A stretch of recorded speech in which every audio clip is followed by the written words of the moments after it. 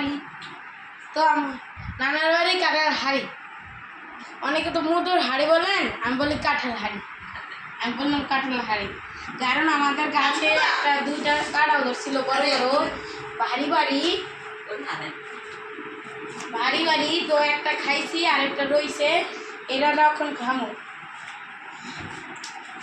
তো আমাদের নানু বাসে অনেক বড় বড় গাছের কাঁঠাল হয়।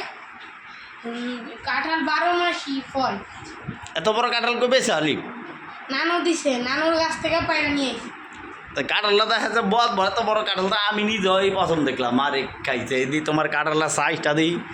হ্যাঁ দেখেন সবাই কাঁঠাল আনকম সেরকম এই সাইজের কাঁঠাল হয়, দেখছেন?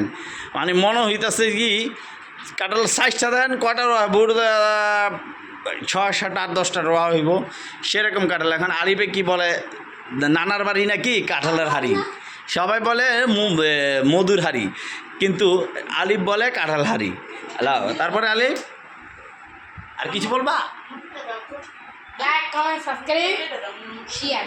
ওকে, আল্লাহ হাফেজ।